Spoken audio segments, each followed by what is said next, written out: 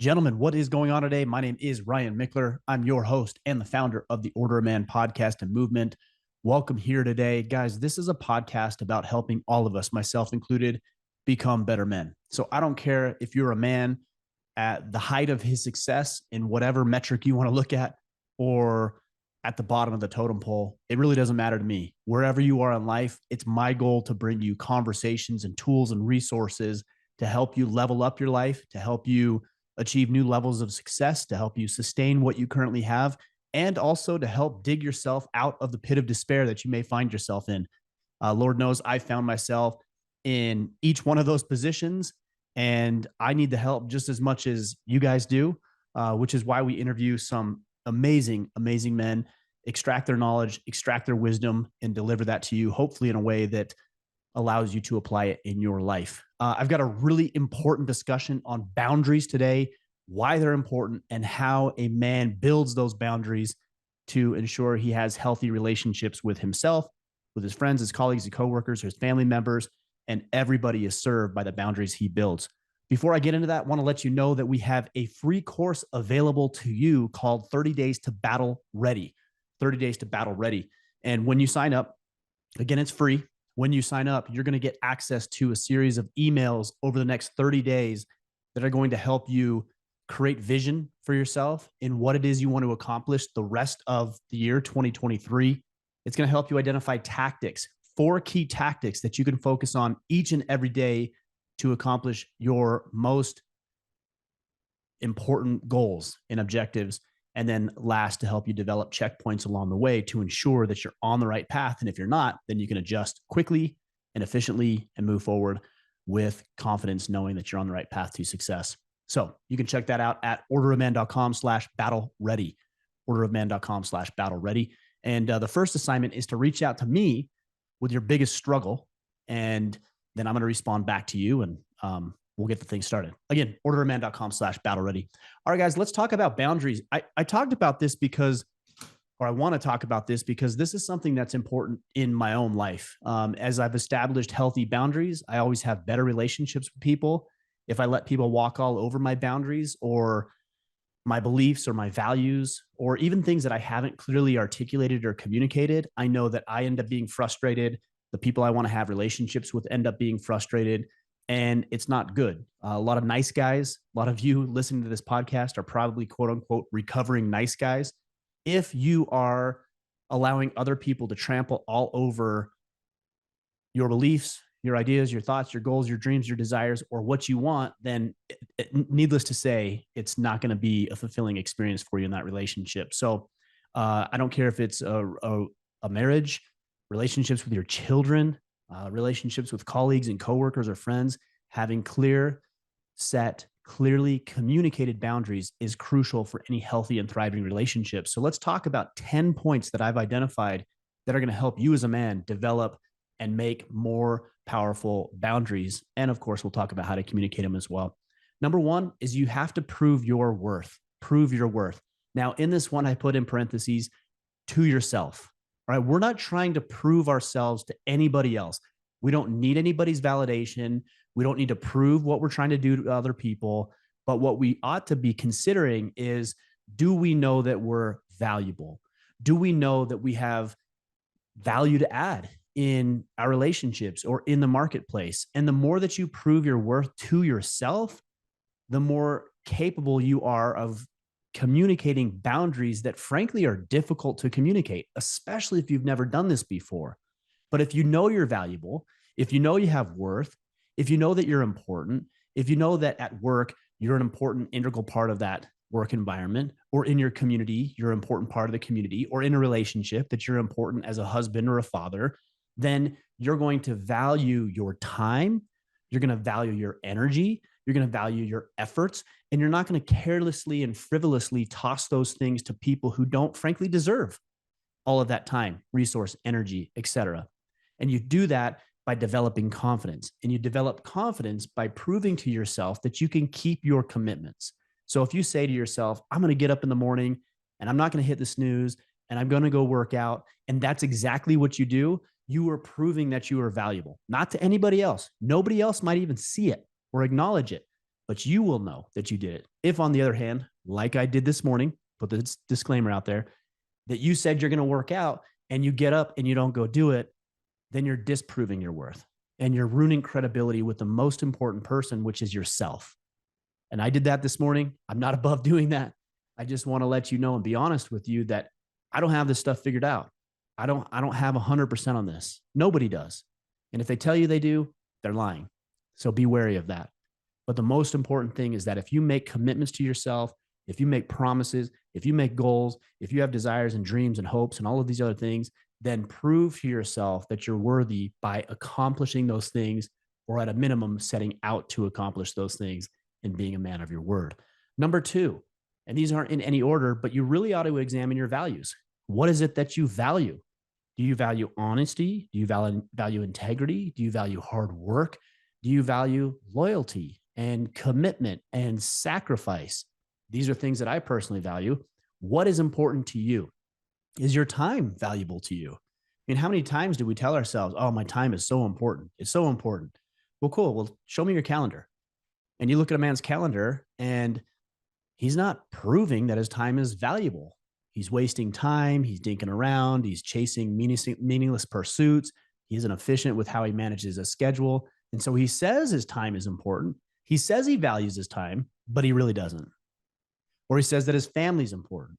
And this is a trap that I fell into. I believed and said that my family is important. But if you were to look at what I did, my behavior a year, 2, 3 years ago, it wasn't as important as I had made out in my mind. And so we need to examine not only our values, but do our actions align with our values? And if they don't, then we have room for improvement. I mean, it's really unfortunate. And I'm not pointing fingers. I'm looking at the man in the mirror here on this one.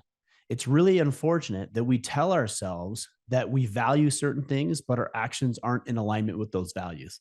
And it's very easy to deceive ourselves and say, no, my family is important. No, my work is important. No, my health is important. No, the relationships I have with my friends are important. And then to come to the realization that your actions don't measure up. They don't stack up. So it's only of value to you if you're actively honoring the value that you have. So for example, if you tell yourself that you value honesty and yet you aren't honest with yourself or other people, you're lying and making up excuses and rationalizing and justifying your behavior, maybe not disclosing all of the information that somebody needs to hear, then you don't actually value honesty.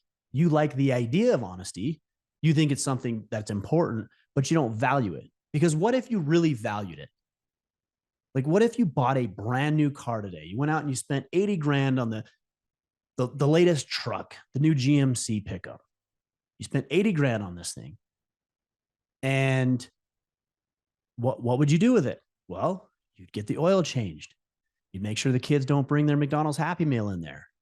You'd make sure you get the thing washed. You might consider upgrading the tires or the wheels or chipping the thing so it's more efficient or faster or has more torque or horsepower, right? You would drive it in a way that shows that you care about it. You would invest in it is the point that I'm making, because you value it. And that's how we know it's a true value versus just lip service. Number 3, you need to, when you're establishing boundaries with other people, you need to discard the outcome, meaning that people are going to respond to your boundaries, especially if you're a man who's never set boundaries before. People are going to respond to those boundaries in less than favorable ways at times, because it might represent a threat to the current status quo for them. Maybe they like the way things are. Maybe the fact that your kids, as a small example, don't have rules in place, maybe they like that. And all of a sudden, here comes dad who says, hey, we're going to have rules for the amount of time you spend on electronics, or we're going to have rules for the way that you communicate with me, or we're going to have rules with how you spend time with your friends. Of course, they're not going to like that. Why would they like that? Even with your own spouse, your own wife, if you start communicating a boundary about the way that you will be spoken to, she's not going to like that, because she's used to speaking to you in a certain way, and that's her comfort zone. And now all of a sudden you're saying to her, hey, you're not going to treat me like that anymore, or you're not going to talk to me like that, or here's how you can communicate with me. That's a threat. Or if you're at work and you're used to an open door policy, and all of a sudden you tell your employees, hey, my door is not open 100% of the time. It's open on Tuesday and Wednesday from noon to 5, but the rest of the time I'm not available. They're not going to like that. So this is why it's so important that you, when you build boundaries, that you discard the outcome. And what I mean by that is acknowledge and recognize that people aren't always going to like the way that you do it. But if you're constantly determining what your boundaries are, or at least what you're willing to communicate based on the way other people feel about it, guess what? Forget about the boundaries conversation, because you're not going to do any of that, because it's always a threat every time you enact a new boundary, and more so even when you enforce it. Number 4, grow your balls. I mean, just have some courage, have some spine, have some testicular fortitude, as I've often called it in the past. It's not comfortable. It's a threat to people. It's an uncomfortable conversation. It goes against everything that people pleasers believe that nice guys want to do. And there's so many of us, myself included, who are nice guys that have a very difficult time communicating and expecting that people honor the way that you want to be treated and the way that you want others to show up. But it just takes courage. It takes you making a decision that the boundaries I enforce and set up are going to create more efficiency, more time, more joy, more fulfillment for me, more clarity for other people I'm trying to serve, more direction and discipline and focus for the people that I care about. And therefore, as uncomfortable as the conversation may be, I'm going to have it. I'm going to do it. I'm going to uphold these things. And one great way to grow your balls is to do difficult things. When's the last time you did something difficult, physically, mentally, or emotionally? Maybe there was a race that you wanted to participate in. That's the physical realm. Maybe there's a difficult conversation that you want to have with somebody that you know is not going to be good. I had 2 really powerful conversations with my 2 oldest sons yesterday. I didn't want to have those conversations. They were uncomfortable. They were awkward. They were challenging for me and for them. And yet I knew it was really important. And that helped me develop and build some emotional resilience. I hope it did serve them as well. The last component I said is mentally. When's the last time you stimulated your mind in a positive way? Read a challenging book, listened to a podcast that presented an idea that you aren't comfortable with, or that you adamantly or vehemently disagree with? When's the last time you pushed yourself in the intellectual realm, took a new course, took a new program, got a new certification, secured a new credential or degree? These are all mentally stimulating tasks, things that you can do to develop and build mental fortitude. But guys, we've got to grow our balls. Number 5, again, these are not in any order. As you're communicating boundaries, you need to be firm in those boundaries, but you can also be fair. And it's important to know that both can exist. Sometimes nice guys have a tendency of tap dancing, tiptoeing into asshole territory. And that's not a bad thing, because they don't really know where the line is, especially, again, if they're recovering nice guys. They don't know what is assertive versus what is being a dick. Okay, but you need to learn to be fair with other people. I'm not saying that just because you've communicated a boundary or identified one and now want to tell other people what it is, that gives you a permission slip to be a dick to everybody around you. No, people still have feelings. People still have their own thoughts. You've got to understand with a level of empathy that what you're communicating is going to be a challenge to the status quo for people. And so we can do this softly. And this is something we don't often talk about as men. We don't talk about the softer side of being a man. Had a really, really interesting discussion with John Lovell, a good friend of mine and founder of Warrior Poet Society, a couple of weeks ago. And he talked about a man being strong and physically fit and resolute, but also kind and nurturing and empathetic and understanding. And so we can be firm in our convictions, and we can know exactly what we want. We can know how we want to be treated and how we want to be communicated with. But also, if we're trying to lead people, then it's important that we do it with a level of empathy. What does that person need to hear from us? What struggles might they have with the boundary we're trying to enact? And how can we bring that up in a way that lets them know that we actually care about them? Because sometimes these boundaries conversations is like, it seems like it's all about us. What about me, me, me, me, me? What do I need? What do I want people to do? But also it's about our people. It's about our children, your spouse, colleagues, your coworkers, your friends, etc. And so we need to learn how to do that firmly, but also fairly with a level of empathy. Number 6, I believe I'm on, is building your sovereignty. And this goes into the conversation about discarding the outcome. But if you build your emotional, mental, spiritual, financial, physical sovereignty, then you're less reliant on other people. So, for example, if I'm financially set and I don't have a bunch of bills looming over my head and I don't have a bunch of worries about my income or where the money is going to come from to put food on the table or a roof over my head, I'm less likely to compromise in my boundaries.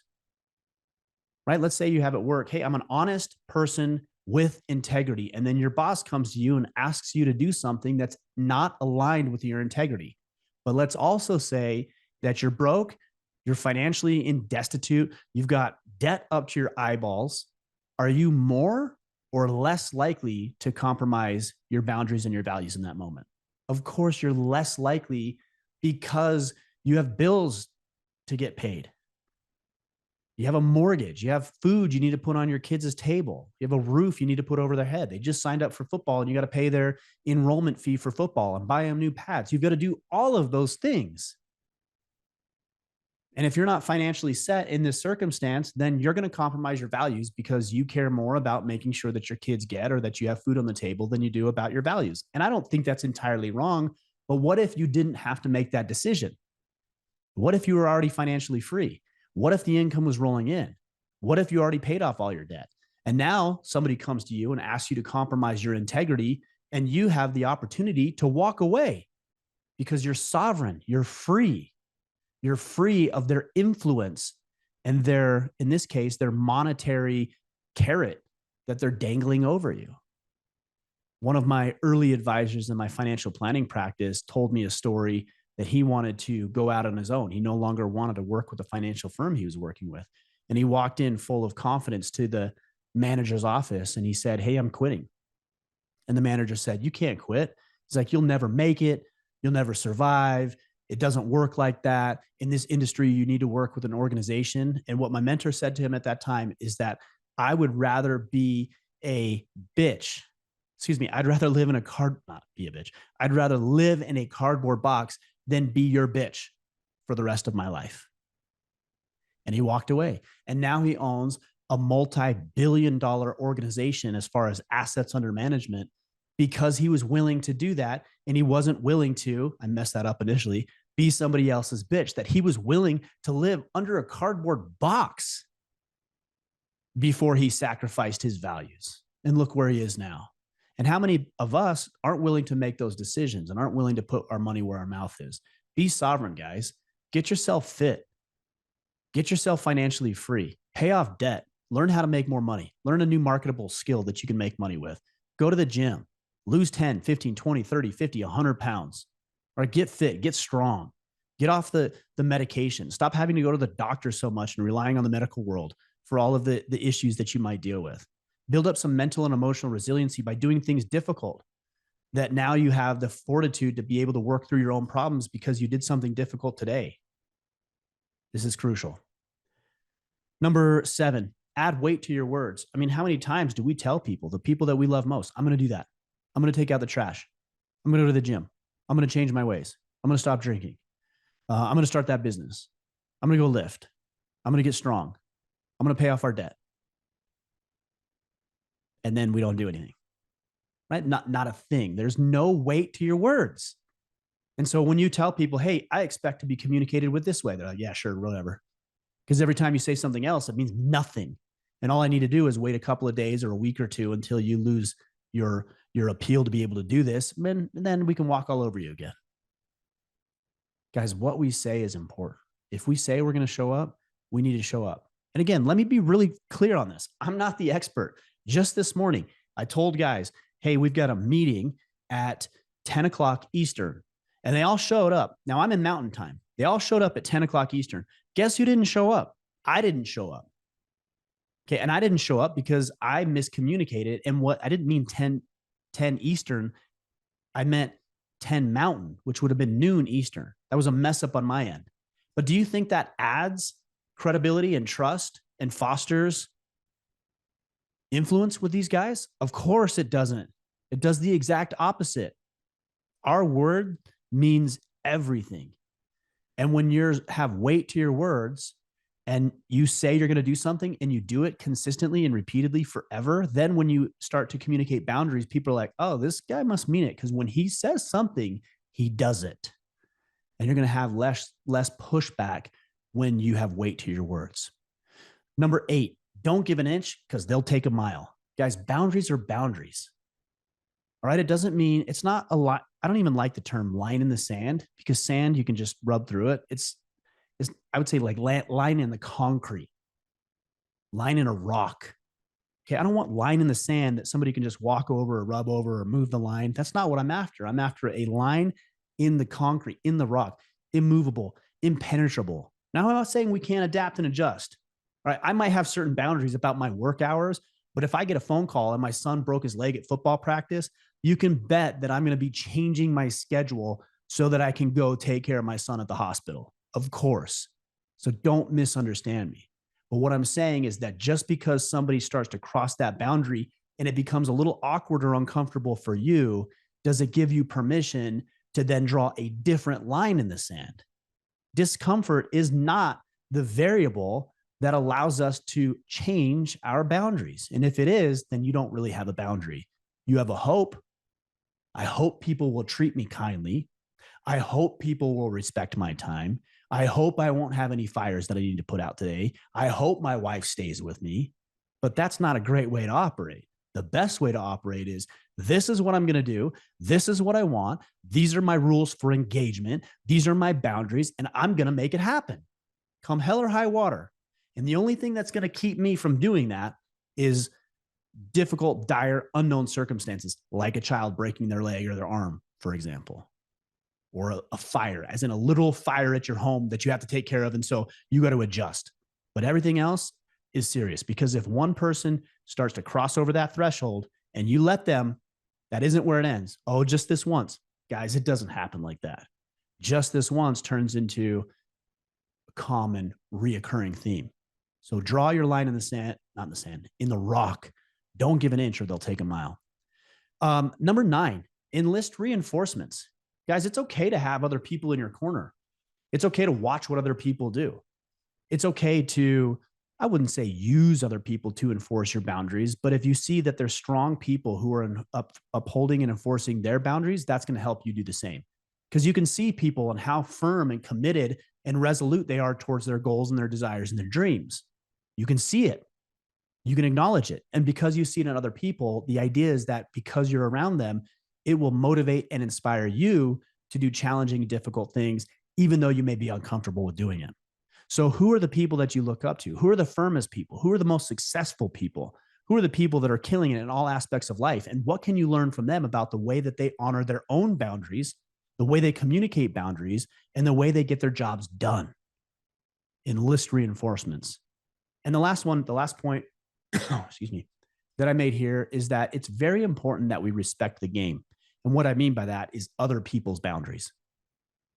If you trample on and walk all over other people's boundaries, if you're unwilling to acknowledge that certain people want to be communicated with certain ways, or they have rules, or they have things in place that maybe you don't like, if you don't honor those things, how can you expect that other people will honor yours? If you walk all over other people's boundaries, how can you honestly expect, especially if honesty is a virtue you believe in, how can you honestly expect that they're not going to walk all over yours? And how can you look at that person in the eye and say, I wanted to walk all over your boundaries, but I don't want you to walk all over mine? If we start to acknowledge that other people have rules, the ways in which they like to engage, the boundaries they have in place, then we can begin to identify how this is actually healthy. It's healthy for them. It's healthy for you. And you're going to honor and uphold and respect their boundaries, which is going to allow you within integrity, allow other people or communicate to other people that they uphold yours. Guys, the boundaries are so important. And I'm not great at this. I have conflicts of interest, and I have my own feelings and my own thoughts and my own insecurities and my own fears and worries and doubts. But I know that every time I identify a healthy boundary and I communicate it in a firm but fair manner, and then I expect people to honor those boundaries, the more time I have, the more confident I am, the more freedom I have, the more fulfillment and joy I have in my life because I'm pursuing things that are meaningful to me, and the more healthy the relationships I have with the people around me. Guys, let me recap and then we'll call it a day. Number one, prove your worth to yourself. Number two, examine your values. Number three, discard the outcome. Number four, grow your balls, courage, mental, emotional, physical. Number five, be firm but fair. Number six, build your sovereignty. I talked about well, I butchered it, but I'd rather live under a cardboard box than be your bitch for the rest of my life. Number seven, add weight to your words. Number eight, don't give an inch because they'll take a mile. Number nine, enlist reinforcements. And number 10, respect the game, which is other people's boundaries. Guys, I hope that helps you. I hope that serves you. Let me know how you're enacting and keeping those boundaries in force. Share with me on Instagram, Twitter, Facebook. Share this with somebody else who needs to know about boundaries. So many men do. Let's serve each other.